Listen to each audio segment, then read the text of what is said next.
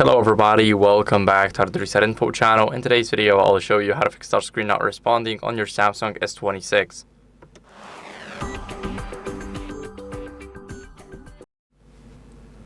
So first, what you guys want to do is remove the screen protector or a case because it can cause a lot of interference, and let me explain why.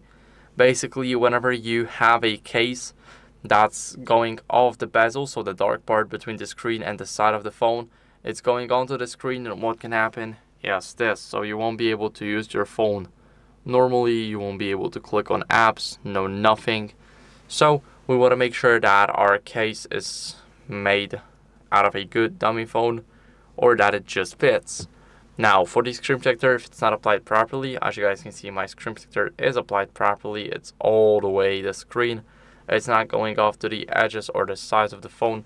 And that's how you guys can pretty much spot a good screen protector.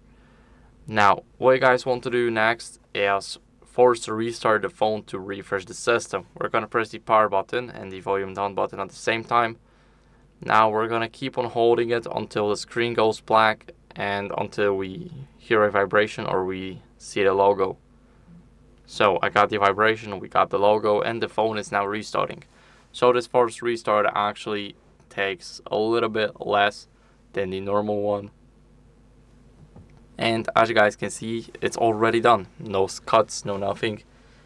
This is the speed of the forced restart. Now what we're going to do here is we're going to go over to the settings as a last resort and update our software. So let's scroll down to software update, click check for updates.